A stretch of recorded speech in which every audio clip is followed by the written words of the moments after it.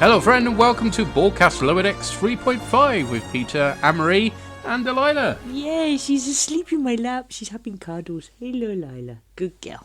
If you hear snoring, that's what that is. Today we are covering reflections. Holy moly, what the heck is happening here?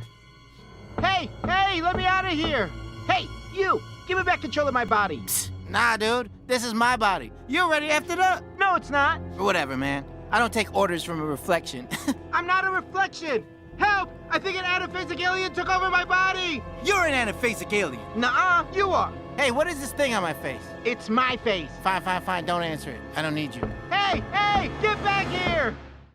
So we start with a surprisingly short teaser, actually. Yeah, very short. Yeah, New Trek has a tendency to have long ones. These are quite short. So it's Rutherford having a fever dream, and something's overheating, and he sees his reflection, and he doesn't have the implant in his reflection, and he wakes up and screams, and a man in a tiny wakes up, and a man in a tiny towel screams. Yes, this is the second time we've seen Man in Tiny Towel. You need some sort of character name, I can't help feeling. Yeah, Tiny Towel Man. and that's your teaser. Mm-hmm. So then you've got the captain's log, and I keep forgetting her name, Freeman. Mm-hmm. Yes, he's saying that they're on Tongana 4, and it's an easy mission, so they're going to do some of the Starfleet rotor tick box thing. What is that? I don't know. Because she talks about Starfleet quotas.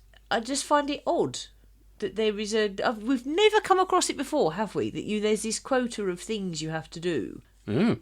Torgana 4, by the way, last featured in Season 1's Envoys, with the Klingon ambassador that stole the shuttle. Oh, that one? Yeah. I like that one. So this is either nice continuity or an opportunity to reuse backgrounds, depending on how you look at it, but anyway. Yeah.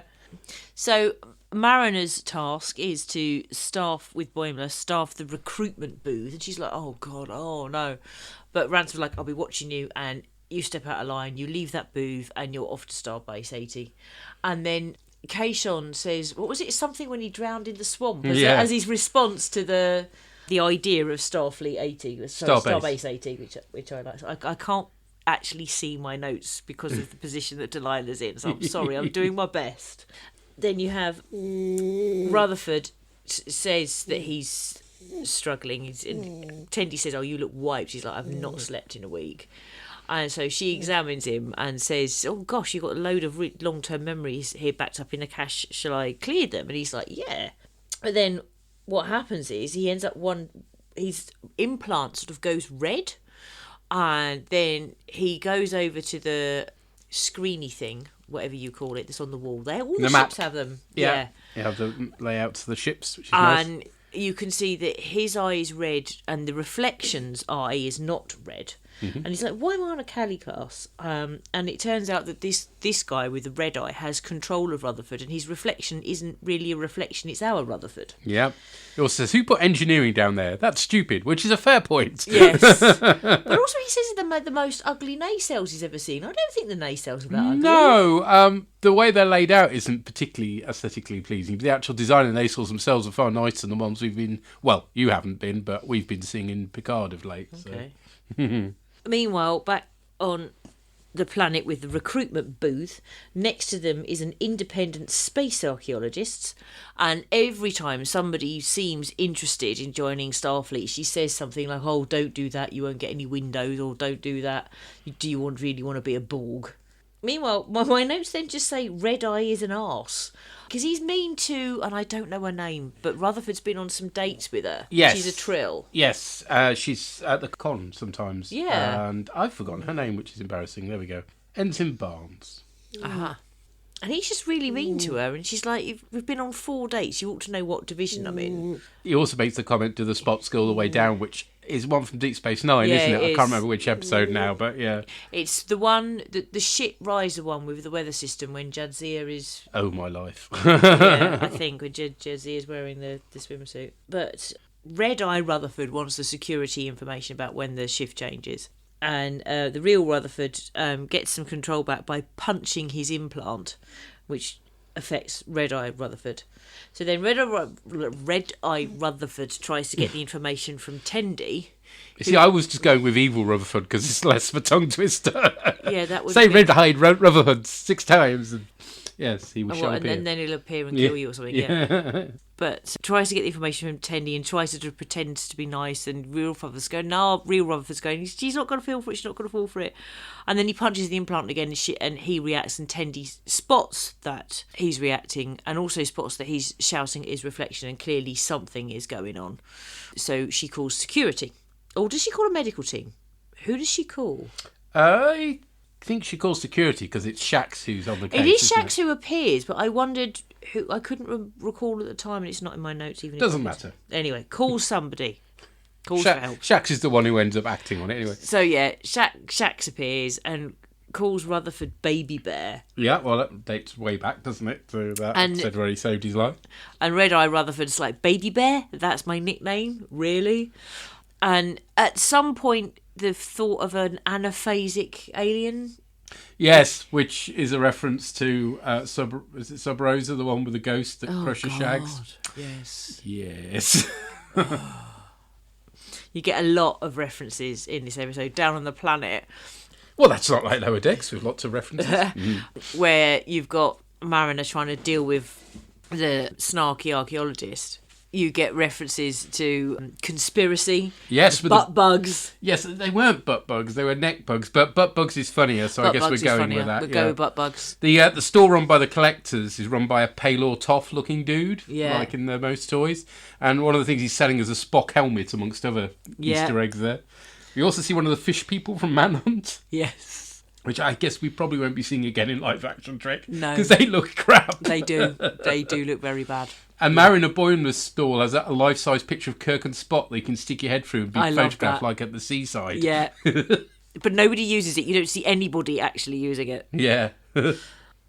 Shax incapacitates Red Eye Rutherford. Evil Rutherford. It's easier. I can't do it would be evil Rutherford or evil Rutherford. I can't. I struggle just as much. Right. Okay. Sorry. Anyway, I'll take over, shall I? Because I found that a bit easier than you. Plus, I'm not trying to wrangle a dog, although she has gone to sleep in your arms now. She has gone fast asleep. Don't take a photo. I've already got a photo of her. Yes. Anyway, the archaeologist, by the way, is called Petra Aberdeen, which is a fairly unlikely name. She's voiced by Georgia King, who's Scottish, so I might explain the surname. Although the shame she didn't use her natural accent rather than the crummy English one she's employing here. Yeah. That's like typical United States in doing an English accent, isn't it? But it turns out she's Scottish, so wow. Perhaps she spent too long in Hollywood. She also voiced a character in Baby Shark's Big Show.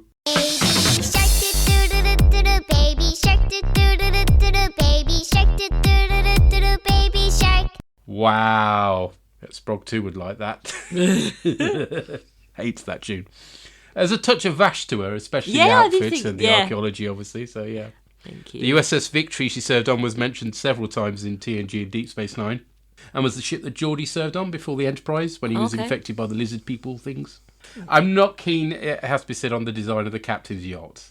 That's just an ugly spud of a thing. And I don't like it. In the Galaxy and Sovereign class, they were incorporated into the ship's hull, so they sort of dropped out, and the shape was still with it, whereas this is just in some sort of little docking bay thing somewhere. Bit sad. But there we go, never mind. Sitting on the dock of the bay, watching the tide roll away. Ooh, just sitting on the dock of the bay, wasting time. Okay, right. Sort of. Okay. It's always hard to get tunes into these, so we may end up going with that. According to Tatano, no, I'm stuttering over that now. Rutherford's memories are from a decade ago. They wake up in a white void that is their subconscious, of course. Evil Rutherford summons up the racing craft his twin had a vision of earlier, which is the Sampaguita, which is apparently named after the national flower of the Philippines for reasons. Apparently, good Rutherford erased his memories of building it with his implant. The reason it's been playing up, including Rutherford's sudden desire for pairs, was evil Rutherford trying to break through. So that's been sort of seeded throughout this season. Yeah.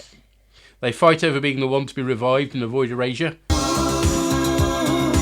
Sometimes the truth is harder than the pain inside. Yeah.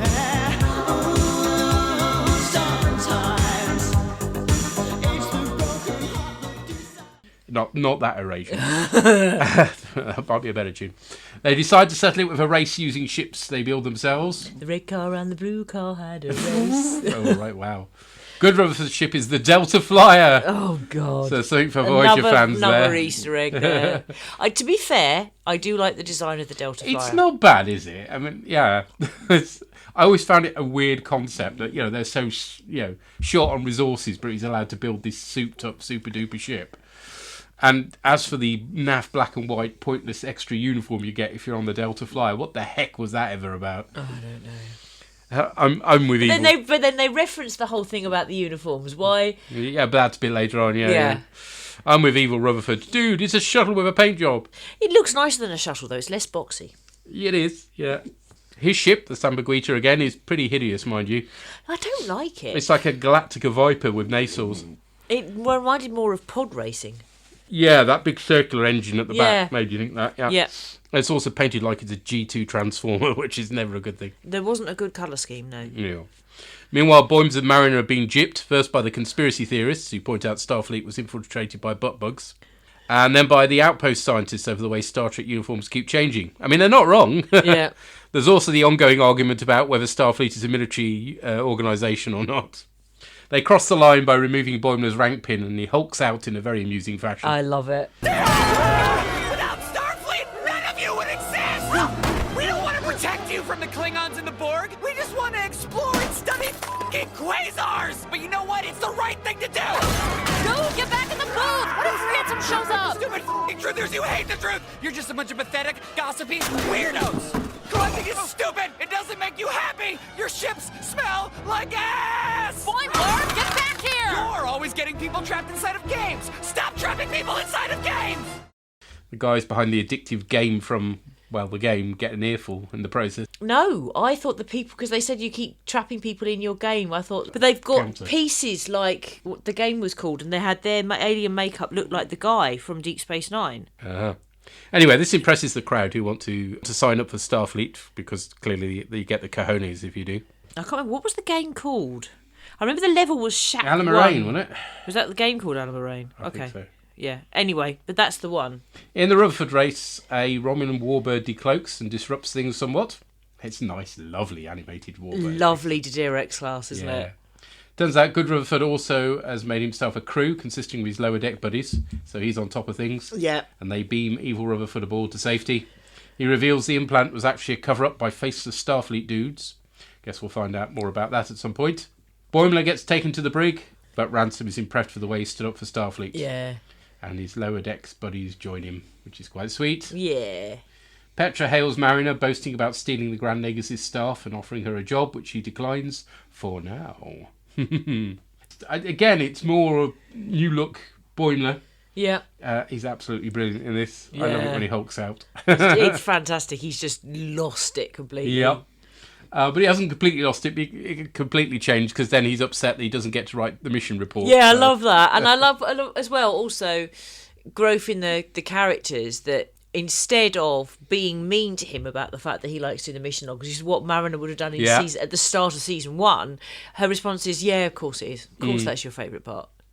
Having had very little to do in the last episode, it's nice that Rutherford gets plenty to do in this one, and it sort of fleshes out some of his backstory. And it's pretty wholesome, isn't it, with him sort of effectively being nice to his evil self, which is very Rutherford. Yes, yeah. And saving his evil self, or trying to, it's just like, oh. But it's very Starfleet, though, isn't it? It is, yes. So that's what we thought, but what did other people think? What did the llama god make of this? Longos log, Scotland, fixie tree, tree. See you at the party, Rutherford. Now, this is a big one and a different one, and I'm not entirely sure if I like it or not. I think I do, but yeah. So this has got, as ever, 2 plots, an A plot and a B plot. Once again, pretty much unconnected. And I'll deal with the big one first, and that is the Rutherford reveal. You have no idea how many times I had to re-record this so I can say that properly. Yes, the Rutherford reveal, where we discover his backstory and why exactly it is he has his implant. And yeah, I'm not entirely sure about this one, really. I've been speaking through the recent weeks of feedback on Lower Decks about how this has been a really good and positive portrayal of Starfleet and all the Starfleet and Federation ideals, and that's been really nice and refreshing to see, given all the darkness we get everywhere else. So to have this sort of subplot come in, where this is actually the darker, seedier side of Starfleet, possibly, who knows where it happened, but yeah, given that this comes in, I'm not sure I appreciate it here, really. I mean, yeah, it does give a bit of interesting backstory to Rutherford's character, but at the same time, it would have just been nice to have someone as positive as him to just, be genuine and just to be who he is. Yeah, and yes, you can go into a lot of very deep existential conversations here, as you would expect from Star Trek, really, so I guess Lower Decks is doing its job in this point, I guess, because you could argue that actually this Rutherford is the genuine Rutherford, because he gets a choice to be who he's going to be, whether he's going to be the original asshole that he was, or he's going to be the new okie dokie Rutherford, and he chooses that one. So you can certainly question whether he is a new personality, or that's who he always was. So yeah, maybe I should let it slide. But I guess what it does show as a positive thing is the power of friendship saves the day, as Rutherford, while they're doing their little pod race, not quite pod racing, but you know what I mean, it was pretty wizard, whatever it was, decides that for his special power-up, he's going to choose his friends, and if that's not Star Trek, then I don't know what is. And there's a nice little call-out at the end, as we actually get to find out that someone in Starfleet was involved in the accident, with other Rutherford basically doing the whole remember thing. And yeah, I guess I do like this kind of thing. We do get a little bit of interest in here. As I say, I'm still not entirely certain about it, although I did like the thing where Rutherford's eye went red when he is the older, evil one. That's a very old trope kind of thing, and I just like to see it reused here, really. It's cheap, but yeah, it works.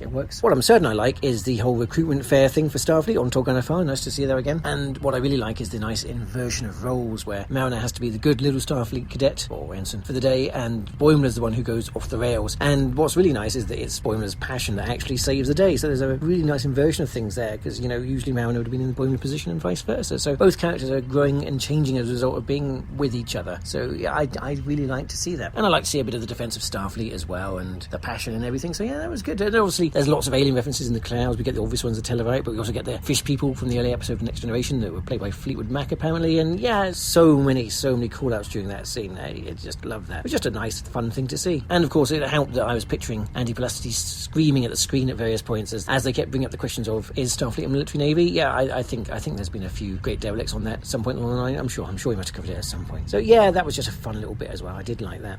And also we get to meet Petra, who, from the Victory, the USS Victory, should it not be the HMS Victory? Sorry, I used to live near that ship, so I'm kind of picky about that kind of thing. But yeah, so we meet Petra, and is she going to be an ongoing character with her dropping out from Starfleet? Is that going to be a thing that's going to have an influence on Mariner? I don't know. So yeah, overall, I did enjoy this episode. I'm just, as I say, not entirely sure about the dark backstory to Rutherford, just because he's been such a light-frothy, genuine character, but I guess it's what he does from this point forward, which is what's going to be important and going to show what sort of person he really is. And if that's not Star Trek, then I don't know what is. So, as ever, I'll be looking forward to finding out what everyone else made of these. I hope everyone else has been able to get their facts straight today. And until next time, glory to you in your cast.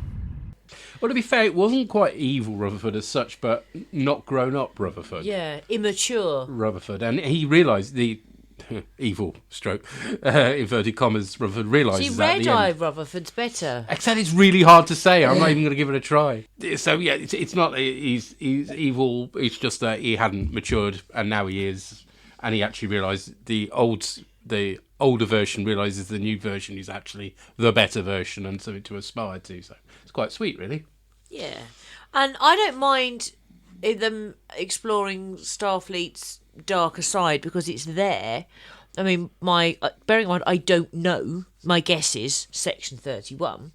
They weren't wearing stupid giveaway Section 31 badges, were they?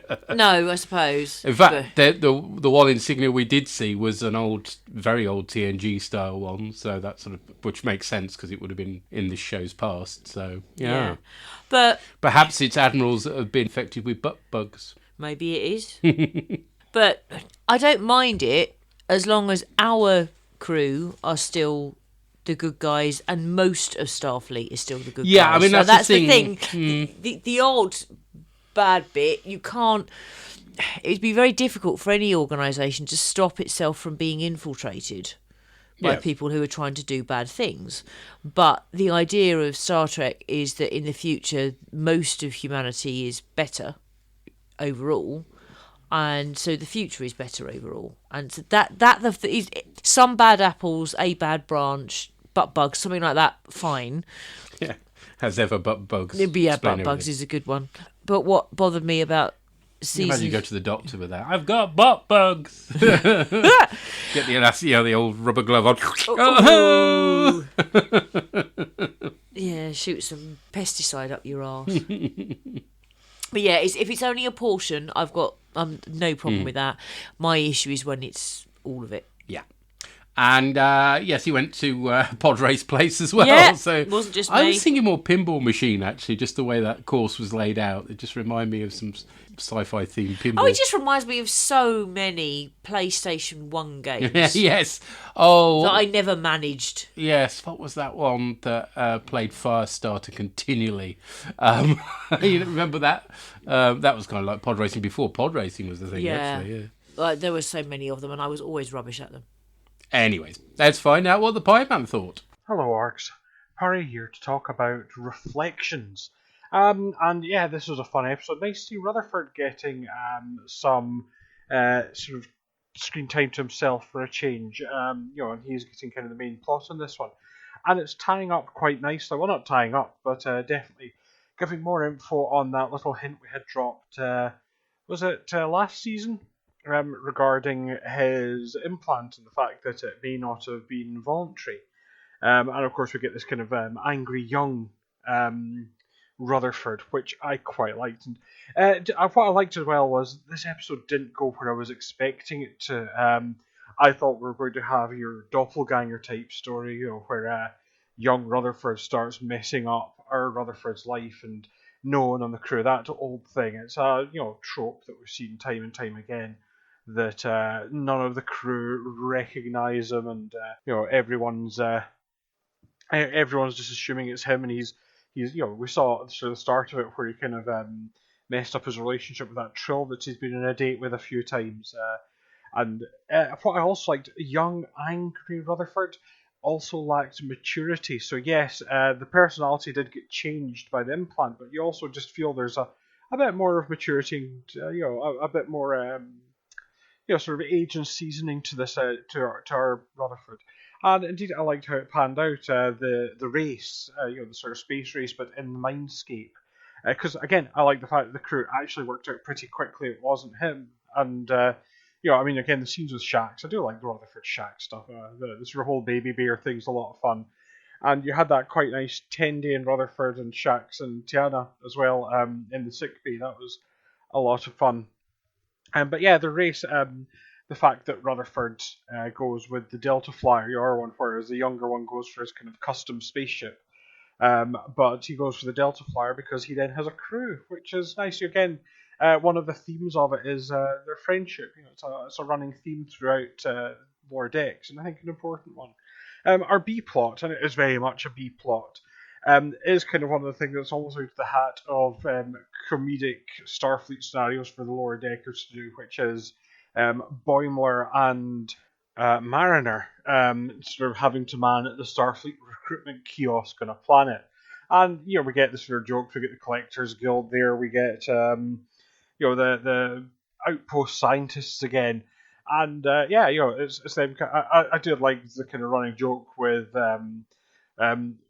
Boimler trying to protect his model of the Stargazer, while that's very typical Lower Deck stuff. We get some nice jabs at sort of ongoing Star Trek plot tropes. You could be assimilated. Are you quasi-military or not? From the archaeologist who, as it turns out, was trying to rob a museum. So yeah, that was just kind of a fun side plot, and I did quite like Boimler losing it in the end, and actually that gave him kind of cred with Ransom at the end of it, because it was that, again, we found out from an earlier episode, Ransom does not like the outpost scientists. So overall, I actually did some quite good stuff with Rutherford. I thought it gave us some good character progression from and answered questions. Again, his cybernetic implant isn't just being a mystery box that no one knows where it's going. So yeah, that was good stuff too. So overall, good stuff. So all it remains for me to say is do keep up the good work. I always look forward to the podcast, and I'll hopefully feed back to the next one. But until then, bye for now. Bye. Bye. Yeah, you're right. It was good that the crew worked out pretty soon that it wasn't our Rutherford. There wasn't always some irritating, easy when it's long and drawn out, and it wasn't. But nobody else does, and it. Yeah, that cheeses you off. Yeah, I love the Boimler protecting the Stargazer model business. That was good, yeah. And Shax's baby bear stuff is sweet. Like, And you're right. This is the way you deal with mysteries. You seed bits and you gradually reveal it over time, rather than coming up with what seems like a cool concept but not knowing how it's going to pan out. Looking at nobody in particular who has had a bit of involvement with Star Trek in the past. He who shall not be named. Anyway, thank you for those who fed back. Thank yous. Next week we cover an original series episode, and it's The Doomsday Machine. Yay. Ooh, that's recording Thursday the 30th of March. And then the following week, on Wednesday the 5th of April, day earlier because it's Holy Week, don't you know? We have Lower Decks' Hear All, Trust Nothing. Oh, yeah, episodes mean nothing to me, sorry. Well, I don't really want to spoil this in case there's anybody who hasn't seen it. So I'm just going to show my little, 4 word description of this, and Amory will immediately know what it is, but you mustn't say anything. Oh. Oh, yes. So very much looking forward to that. Yes. Okay, we'll catch you next time. Cheery bye. Bye.